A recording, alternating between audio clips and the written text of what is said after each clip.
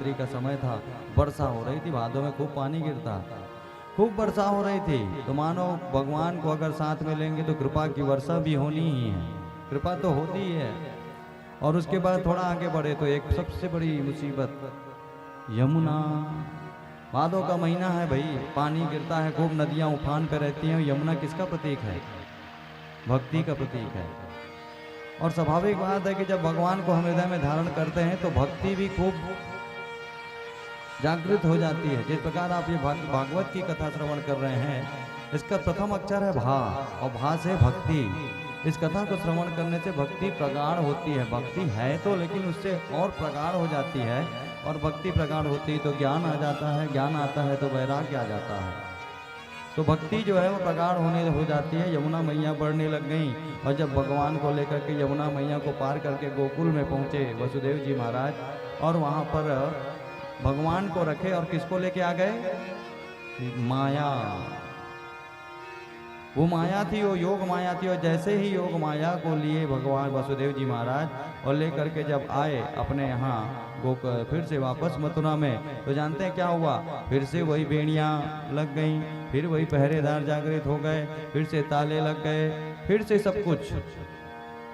तो जैसे ही हम माया के संपर्क में रहते हैं तो वो माया हमको बांधती है। इसीलिए क्या कहते हैं? माया माया सब कहे, माधव कहे ना कोई, और जो मन से माधव कहे तो माया चेरी हो। अगर भगवान को हम अपने हृदय में धारण करेंगे तो हमको जो माया है वो परेशान नहीं करेगी। अब वसुदेव जी महाराज जिस कन्या को लेकर के गए थे, कंस उसको मारने की कोशिश किया। जब उसको मालूम पड़ा कि 8वां गर्भ आ गया है, और 8वें गर्भ में देखिए आकाशवाणी हुई थी कि देवकी के अष्टम पुत्र से तेरी मृत्यु होगी, लेकिन 8वां पुत्र नहीं, पुत्री थी। कंस को बड़ा संताप हुआ। बताओ, देवता भी झूठ बोलने लग गए।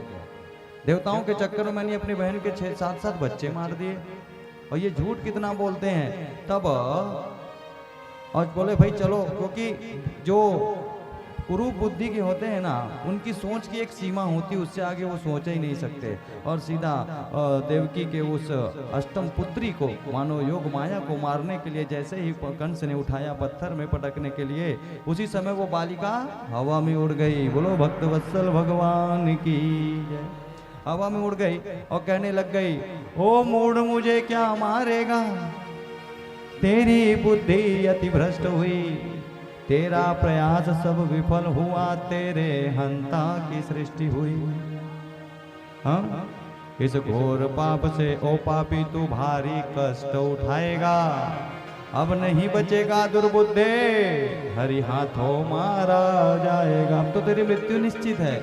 कंस ने ऐसा सुना तो बोले चलो वो बाद की मुसीबत देखेंगे। तो देवकी वसुदेव को छोड़ दिया, और उसके बाद वो उधर लग गया, और इधर भाई वहाँ यहाँ पहुँचते हैं गोकुल में क्या हो रहा है, खूब आप लोग आनंद ले लिए, और क्या नाच रहे क्या?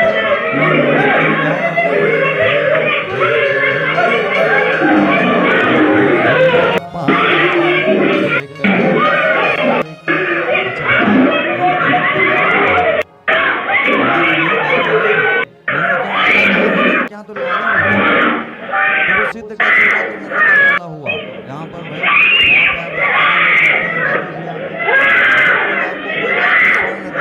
उसके बदले में कुछ धन ले जाए तो भाई किस समय में हम आपको धन आपका वापस देंगे, तो आप हमारा स्वर्ण हमें वापस कर देंगे, ये तो व्यापार है। लेकिन पता चला वो धन लेकर के आया और उसका दिया हुआ स्वर्ण आपके पास है ही नहीं, तो फिर काहे का धन आपको मिलेगा? हमको संभाल के रखना पड़ेगा। बात यही थी यहाँ पे कि लाली तो लेके गए वसुदेव जी महाराज, क्योंकि समय ऐसा था, लाली लेकर के गए थे, लाला रख करके गए थे। बाद में चर्चा हो सकती थी कि महाराज कंस के कारण ये क्रिया हमें करनी पड़ी, लेकिन लाला तो रखे, लाली तो हवा में उड़ गई। जो लाली यशोदा की लेकर के गए थे नंद बाबा वसुदेव जी महाराज, वो लाली तो उनके पास थी ही नहीं, वो तो चले गई हवा में। तो अब कहाँ से बोलेंगे कि हम तुम्हारे लाली लेकर के गए थे, लाला लेकर और लाला रख के गए थे। तो कुल मिलाकर के सीधा ये हुआ कि लाला किसका हो गया? नंद बाबा का। नंद बाबा का लाला हो गया और खूब बड़ा आनंद मना खूब वहाँ पर बधाइयाँ बटी। जिस प्रकार कल यहाँ पर बधाइयाँ बटी, खूब चॉकलेट लुटाए गए, खूब खिलौने लुटाए गए, खूब आनंद मचा। सलूजा परिवार, आज आपके यहाँ कल भगवान का आगमन हुआ, बड़ा सौभाग्य है। और कई यहाँ पर एक छोटा सा बालक कन्हैया बना, कोई वसुदेव बना, कल स्वयं भैया वामन बने। चलो भाई, ये आयोजन है तो ये भगवान का स्वरूप को बनने को मिला, ये सौभाग्य होता है। हम ठाकुर से प्रार्थना करते हैं कि प्रभु स्वरूप तो मिल गया, स्वभाव भी दे दो थोड़ा सा। भगवान के जैसा स्वभाव भी मिल जाएगा, लेकिन कब? जब हमारा स्वरूप वैसा रहेगा तब। हम जब स्वरूप बना करके रखेंगे तो स्वभाव भी अपने आप आएगा। बोलो गोविंद भगवान की जय। खूब बधाई बटी और सब लोग आनंद ले रहे थे। और उसी समय आनंद लेने के लिए भाई अब भगवान आए हैं बाल स्वरूप में, और उनके भक्त ना आए ऐसा हो नहीं सकता। भगवान शंकर का आगमन हुआ। जब सब लोग आनंद ले रहे थे तो बोले हम भी देख ले। देखिए, भगवान हर किसी को हर चीज नहीं देख देते हैं। जो चीज यशोदा को मिली वो देवकी को नहीं मिली। यशोदा ने सुख पाया भगवान के उस बाल स्वरूप का, लेकिन देवकी ने पाया क्या? देवकी भगवान के बचपन का आनंद नहीं ले पाई। जो चीज राधा को मिली वो रुक्मणी को नहीं मिली। जो चीज राधा को मिली, जो स्वरूप राधा ने देखा भगवान का, जो इतने 11 वर्ष तक साथ में रहे। भगवान जब वृंदावन छोड़ करके गए थे मथुरा, तो भगवान की उम्र थी 11 साल। और जो चीज 11 राधा को मिली वो रुक्मणी को नहीं मिली। तो राधा और रुक्मणी दुखी नहीं थे, संतुष्ट थे कि जो मिला हमें उसमें संतुष्ट है। ये नियम है भगवान का, हर किसी को हर सुख मिलता नहीं है। अब वो यशोदा मैया के यहाँ जब लाला हुआ तो भगवान शंकर भी पहुँचे। हम अपने प्रभु के दर्शन क्यों ना करने आए? तो भगवान शंकर जो हैं बढ़िया अपना वेश बना करके, अब जानते हैं भगवान शंकर का वेश कैसा है, बिल्कुल औघड़दानी। आशुतोष तुम औघड़दानी। औघड़दानी का रूप भैया, बिच्छू लगा हुआ है कान में, गले में सर्प है और बाघांबर पहने शंकर भगवान जब वहां पर पहुंचे तो मैया यशोदा, भाई सब आनंद ले रहे, तो मैया यशोदा देख करके ही डर गई बाबा शंकर भगवान शंकर जी को। बोले अरे तो इतने प्रतापी चेहरे से तो प्रताप दिख रहा है, लेकिन आपके प्रताप को मैं पहचान सकती हूँ, छोटा सा बच्चा देखेगा तो वो तो डर जाएगा आपको देख करके। तो भगवान शंकर ने कहा मैया अपने लाला के दर्शन करा दे, आशीर्वाद देंगे। और भगवान शंकर को मैया यशोदा मना कर रही थी कि बाबा मेरा लाला अगर तुमको देखेगा तो वो डर जाएगा।